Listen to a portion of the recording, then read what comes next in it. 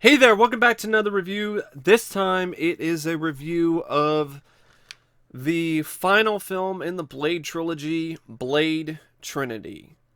Now, Blade Trinity is a film that is a massive disappointment. It is a film that, while it is not completely without merits, I have to admit, after watching this again, there were some things about it that I did like. Overall, the film is a frustrating, below average experience. It's a film that is a gigantic letdown from Blade 2, which is one of the best sequels that I can think of from this particular decade, and one of the best horror action comic book movies out there, and the best incarnation or adaptation of Blade, period. And then you get Blade Trinity, which is finally brings the Night Stalkers onto the screen, but it does it in a film that is just so infuriatingly inconsistent. That's a prime way to describe Blade Trinity. Infuriatingly inconsistent. Blade inconsistent. Blade Trinity is directed by David S. Goyer, who is a terrible director. So that by itself hurts the film. He's not a good director. He's a mediocre writer to begin with, but he's a horrible director. I can't think of a single film that he's directed that was good. I mean, there were good things in this, but that doesn't make it a good movie. And he also wrote the script, which is one of the film's most crippling flaws. The script is like a stake in this film's heart. It really is. It does not recover from the flaws in this screenplay. One of the first shots of the film is one of the vampires who is dressed up in like heavy clothing so they can protect themselves from the sun, and one of them just flips off the camera. But basically, it's flipping off the sun, like they're flipping off the sun, like "fuck you, sun, haha, we're protected, we're not gonna melt." But it just showed right off the bat that I was gonna be in for a very troubling and irritating time, because this is gonna be a film that's gonna have serious tone issues, and I was just like, oh god, great, wonderful. And really, it is. It's the perfect way to sum up the film. It's just like, hey, you love Blade? You like Blade 2? Ah, fuck you. Here's Blade Trinity.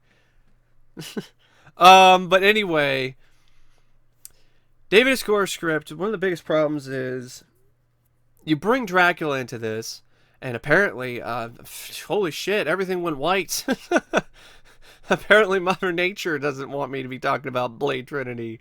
I'm gonna light my ass on fire with the sunlight. Um, but anyway, but yeah, the script, you bring Dracula into this, and that in itself is not necessarily a bad thing, because Blade appeared in the Tomb of Dracula comics through Marvel, but Dracula in this is the worst Dracula ever. There is not a worse Dracula. A die-hard Dracula is probably a more respectful or close to the source material Dracula than Dracula is in Blade Trinity.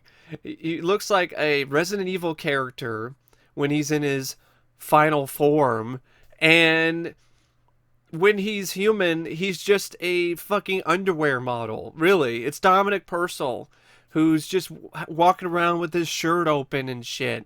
It's so pathetic. It is the worst Dracula ever. The Dracula in Van Helsing was better, and he sucked too, but at least he, at least there was more to him. I don't know. I mean, he still sucked, but he wasn't as bland as this guy is. Like, at least he was trying to have fun with the role. This guy, he's just fucking sleepwalking through the shit like he's a fucking zombie, and there's no intimidation factor. It's like he's cosplaying as a vampire, not really Dracula. This is like a guy who you would expect to be a character that Blade would kill in like the first 5 minutes in Blade or Blade 2, not the main villain. So that's one of the biggest issues and one of the most crippling flaws with Blade Trinity is Dracula. And that sucks. I mean, you got Dracula and you fuck up Dracula? Come on. I mean, Dracula is a pretty easy character to get right, and that does not happen here. They even try to give him the nickname Drake, too. I'm like, such a fucking stupid bullshit thing to do. And then the whole subplot with, there's something involving his blood. Like, what? You don't even know what his plan is. Like, what the fuck is Dracula's plan? These other vampires, they dig up Dracula, and Dracula, I guess, is supposed to usher in a new age of vampires. In this whole thing, once again, that humans will be extinct or blah. This is the same fucking plot that was in any of the other movies. I mean, the first film, it was the Blood God. The second movie, it was the Reapers and genetic tampering. In the third film, it's Dracula and something. I don't even know what it is.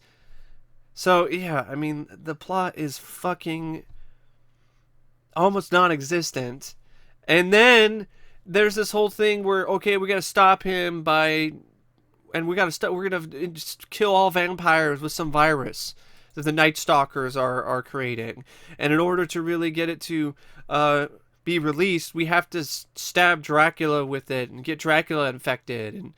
And it's like, okay, all right, whatever. And I mean, at least that makes more sense than Dracula's plan. So yeah, the script is just riddled with issues. And not only those kind of problems, but serious tonal problems. Like, its attempts at humor are pure cringe. Blade saving a baby and then going, coochie coo. The stupid shit with James Remar and his partner just trying to throw out stupid jokes about Blade. The scene with the psychiatrist and Blade, that was so bad it felt like it went on for ages. I felt I was gonna waste away because that scene was lasting forever. It really was. It was such a horrible, just god awful, despicable, embarrassing scene to watch. And speaking of embarrassing, there's plenty of moments where it's kind of embarrassing for Blade. Like, David Goyer didn't know how to direct him or something. Like, he doesn't really say that much, and he doesn't do as much, really. I mean, there's a few moments. He has a few moments, but really it's more of the Night Stalkers film. And when he's supposed to be emotional or something, it comes across as laughable because David Goyer doesn't know what the fuck he's doing, and he's a terrible director. So there's a scene where after Whistler dies again, which was stupid. That's another problem in the script. Why does Whistler need to die? Like, you bring him back in Blade 2 only to kill him in the first 20-30 minutes in the third movie? Why did he have to die? Why did he just retire and go off somewhere? Or just go on for the ride. Why the fuck did Whistler have to die? There was no point to that. Oh, so Blade would learn his lesson, or Blade would go in and meet up with the Night Stalkers? He got arrested, and they saved him. So that would have happened either way. Like, Whistler and Blade could have been arrested, and then the Night Stalkers could have saved them, and you could have had some more character development with Jessica Biel because she's this daughter of Whistler. And no, let's not do that. Just kill off Whistler, and then have Blade after he's dead go, ah, which is just embarrassing. It really is. But maybe he saw the dailies of this movie, and maybe that's why he was so upset. I mean, that's kind of my reaction to Blade Trinity. Just like, ah! But you also have Triple H. Nipple H himself is in this as like a heavy, and he can't act, so that doesn't really help that much. But yeah, David Goyer's script is just trash. That really is the worst thing about this movie. I can't really think of a lot of things about this script that were good. And That's the reason why Stephen Norrington did not direct this movie. The producers asked Stephen to do it, and Stephen was like, "This script sucks. I'm not gonna do it." And I don't blame him. I think he made the right decision.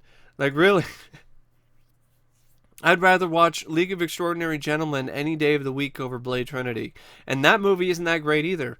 But it's definitely more consistent, and it's definitely better in terms of a lot of different things. But it is disappointing, just like Blade Trinity. So I just, this film could have been so much better if I had a rewrite. Somebody coming in and rewriting it. Even Wesley Snipes didn't like this script. Like, there was an original choice of a director, and Weasley, uh, Wesley didn't like the original choice of director and didn't like the script. And then David Goyer was selected to replace the original director, which Snipes did not like. So Snipes caused difficulty during filming, including frequently refusing to shoot scenes, forcing director Goyer to use stand-ins and computer effects to add to his character to scenes. Co-star Patton Oswalt alleged that Snipes would spend much of his time smoking pot in his trailer and then become violent with Goyer after falsely accusing him of racism. It has also been alleged that Snipes refused to interact with Goyer or his co-stars and would instead communicate with them through his assistant or the use of notes. Snipes also allegedly referred to co-star Ryan Reynolds as a cracker on one or more occasions. Wow. Damn, Wesley. Part of me, I don't blame him for being upset because David Goyer is a fucking hack. And, but the other behavior, I don't know if I can really agree with that. But the whole thing is like, can you just imagine him just writing notes and shit? Wesley, we need you to do reshoots, and he just writes on a piece of paper, "Fuck you." Well, that's uncalled for, Wesley. Come on, man. And he writes more on a piece of paper, pulls it up. "You fucking suck." Come on. Wesley, we need you. I need you to do some more. We need to do some more sequences. We need to shoot some more shit. We need to do some more stuff. He'd write some more on a piece of paper. "You're a fucking hack." So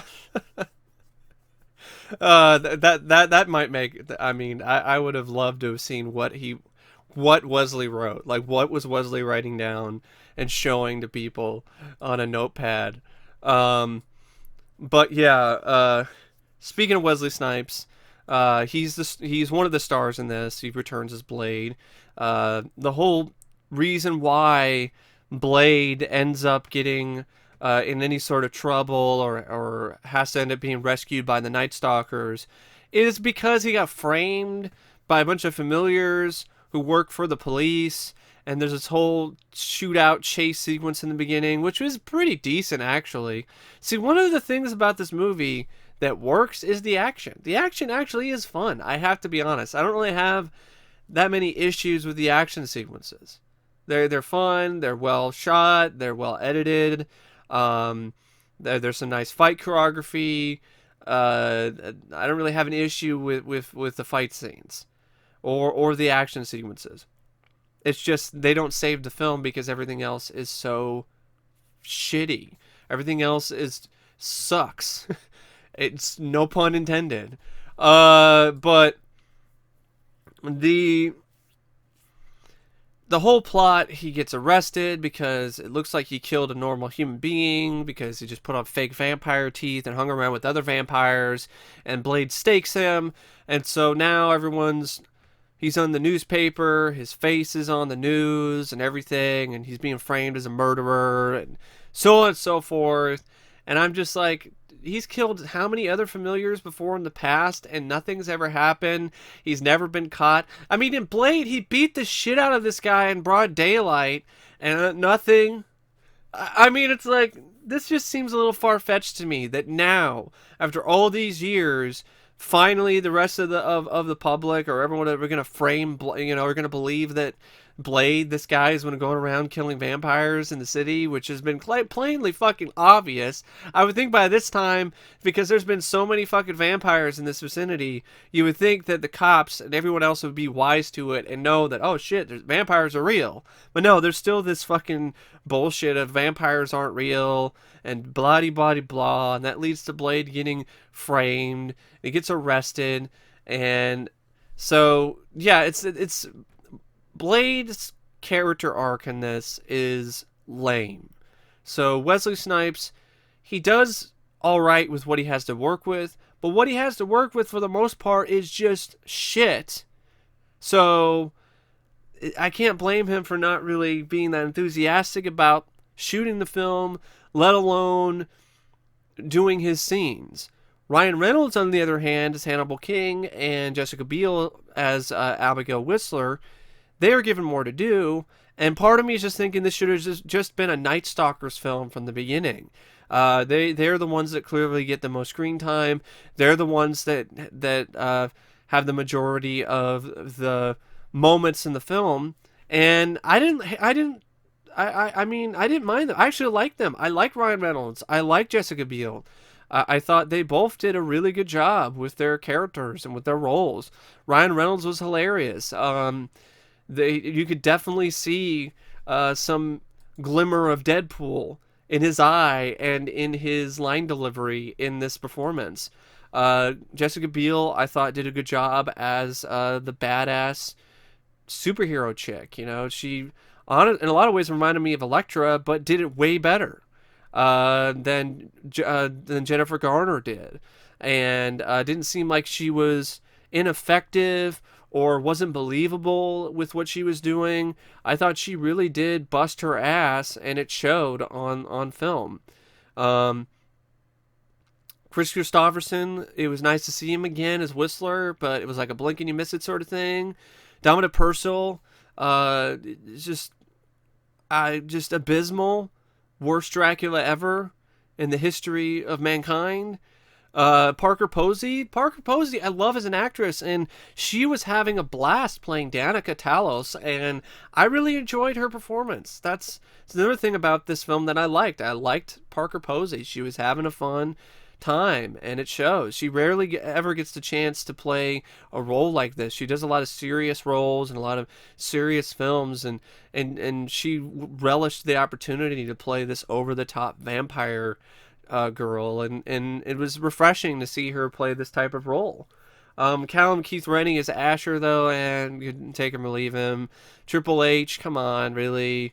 Nastasia Lyonne, Halle Page, John Michael Higgins as Dr. Edgar Vance. I hated this fucking guy. I hated him so much. His performance sucked. The writing for this character was beyond shit, beyond pain, beyond evil. Really, it was so painful to fucking sit through when it comes to this fucking character. Francois Yip, Virago, who cares? Patton Oswalt was in this, and just basically there to say a few lines and then die later. Eric Bogosian was just a fucking radio host or a host of some talk show that Dr. Edgar Vance was on, and I was like, Eric Bogosian from talk radio to Blade Trinity? That's just sad. So yeah, the cast, I mean, there are a few that do give their all. Ryan Reynolds, Jessica Biel, Parker Posey, and Wesley Snipes did okay with what he had to work with, but it doesn't ultimately lead to that much. And even a lot of stuff about the film sucked too, like the music by Ramin Djawadi and the RZA. No wonder the music sucked. The RZA did a piece of the score. He had a part in this putrid pimple of a movie. Just really, come on, man. The RZA, no wonder the music is forgettable. Cinematography by Gabriel Beristain, it's there. The editing by Conrad Smart and Howard E. Smith. There's some weird, janky editing in this that I'm not a fan of. It brought back the same kind of shitty late 90s music video editing that was in the first movie, and that was disappointing. I really didn't like that. The movie's shorter than Blade 2. It's like 113 minutes, but fuck, it has way worse pacing. There's a moment later in the film which is just your typical stalk and slash moment in a horror movie, and it's not scary, it's not suspenseful, it's just boring. Drake is masqueraded and ended up changing into a copy of Whistler, which doesn't make any sense because Jessica Biel's character is not there. So it doesn't seem like anybody else knows who Whistler is, and I don't understand why he did that. It's not one of those things where he shows up, Jessica Biel is there, and she sees her father, and then it's a trick, because she's never there, so I don't even know why the hell he turned into Whistler to begin with. And he goes around and kills like a good amount of the Night Stalkers, who, their base happens to be the McBarge, that was a barge that was created for, I believe it was like one of the, I think it was like a world fair that happened in New York, somewhere. It might not be New York. It might be. I think it's not New York. I think it's not New York. New York. New York. I think it's not New York. I think it's a different city. But I highly recommend watching the video "Abandoned" on the McBarge by Bright Sun Films on YouTube, because that really gives you all the info you need to know about the McBarge. But anyway. It used to be a floating McDonald's. That's basically what it was. And the McBarge was used as the Night Stalker's hideout in this film. And that was a clever, hideout. I thought it was pretty cool. But anyway, Drake comes in, kills a good chunk of the Night Stalkers in slow-ass moving fashion, and it brings the film down to a screeching halt. And there are other moments where it does that too, where it's just like, I don't really care. There's weird scenes like when Dracula walks into some vampire store and there's a bunch of goths working there, and one of them's giving him shit, and he kills one of them, and then I guess bites the neck of one of the other the girls that works there, and I guess turns her, but we never see her again. So really, what was the point of that? So yeah, and the pacing, the pacing definitely is a huge fucking problem with this movie. It really is. When there's not action sequences happening, it's really hard to sit through. It really is. So the film cost $65 million. I mean, some of the budget's on the screen, some of it kind of not. This does have more CGI in it than Blade 2. Well, at least that's what it appears. That's how things appear to be. You also have, like, and just like Blade 2, there are there's every now and then those janky moments, those really wonky scenes where you have a CGI Blade or a CGI stunt double, which the physics are way off, so it looks really strange. And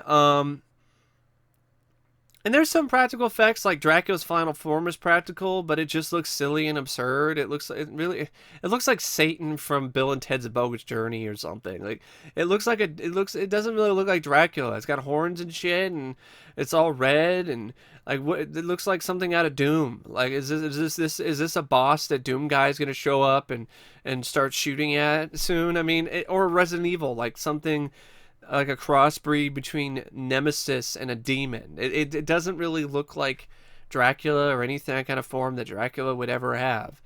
But yeah, there are some practical effects here and there and some bits of blood and stuff, but it's just one of those films that when there isn't action sequences going on, and when Parker Posey isn't on the screen, it's an absolute sludge to sit through.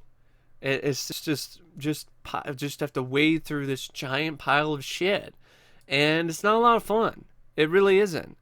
The film did decent, I guess. It made 128 million in the box office worldwide, so it still made a profit. So it's not like it was a total bomb. But It didn't make back its budget in the U.S. I mean, the box office gross was 52 million. Apparently, Snipes, after this film came out, he sued New Line Cinema and Goyer, claiming that the studio did not pay his full salary, that he was intentionally cut out of casting decisions in the filmmaking process, despite being one of the producers, and that his character screen time was reduced in favor of his co-stars Ryan Reynolds and Jessica Biel. I think he might have a point, for sure. I think he does. And apparently Wesley has been open to returning to the role, but I'm pretty sure he would return to it if Goyer was not involved. Like, if Goyer was involved, he's probably like, fuck that. Fuck Goyer. Fuck David Goyer. Some motherfuckers are always trying to ice skate uphill, and David Goyer is one of those motherfuckers. He probably does not want to work with David Goyer. And I don't blame him. David Goyer sucks. He's fucking overrated. He's done a few good things, but he's a shitty director, and he's a mediocre writer at best. But I'm trying to think of anything else to talk about. Well, with the Night Stalkers, there was a deleted ending, an alternate ending, where the Night Stalkers, now that the vampires are gone because the virus has wiped them all out, they're going to go after werewolves next. And I kind of like that idea. Night Stalkers versus werewolves. Maybe you could bring in Werewolf by Night and have a crossover. But that really didn't happen, and I can see why. Because Blade Trinity, even though it made a decent amount worldwide in terms of the box office, it might have done okay rental-wise and home video, on home video. It still underperformed the box office, and it ultimately did not do well enough to warrant another film. And with Wesley, I would love to see him return to the role for like a Netflix series or something. Because for me personally, there's only one Blade, and it's Wesley Snipes. But if there's some creative differences, and if he's not willing to come back or something, then I'm open to maybe seeing what could happen with another series. And I just hope that they learn from Blade House of Chthon, or Blade the series, which had Sticky Fingers as Blade. And no, I'm not watching that show or reviewing that movie because Blade Trinity was bad enough. But I remember watching that, though, on Spike TV and just being shocked by how horrible it was. I was just like, wow, this is just terrible. This is just wow. Like, I could not even believe how awful it was. Sticky Fingers is not a suitable replacement for Wesley Snipes, and anyone who thought that he would be should have been fired on the spot. You should have had Michael J. White. It was a no-brainer. Why the hell are you going with Sticky Fingers? Did nobody ask Michael J. White? Michael J. White as Blade would have been perfect casting. You could do all the martial arts, and you might have had a decent show, because Michael J. White can pull that shit off in a heartbeat. But no, let's go with Sticky Fingers. But anyway, I don't really know what else to say about Blade Trinity, except if I were to rate the film out of 5 stars, I would give the movie 2 out of 5. It's your typical below average movie. It wasn't as awful as I thought it was going to be when I got around to watching it again recently. I have to admit that. But it was still bad. It was still a bad film. It was still the worst film out of the trilogy. It was still a letdown. The only reason why I give it 2 stars is because of Parker Posey, the performances by Jessica Biel, Ryan Reynolds, some of the gags from Ryan Reynolds. You cock juggling thundercut, and other stuff like that. But I wasn't really too keen on the script and some of the other aspects of it, but I also like the action. So it's mainly a combination of the action and Ryan Reynolds, Jessica Biel, Wesley Snipes, and Parker Posey. But everything else was just really, really bad. It was pathetic and atrocious, and it's too bad that the series did not end on a good note. But anyway, thank you for watching, and as always, I will see you later. See ya.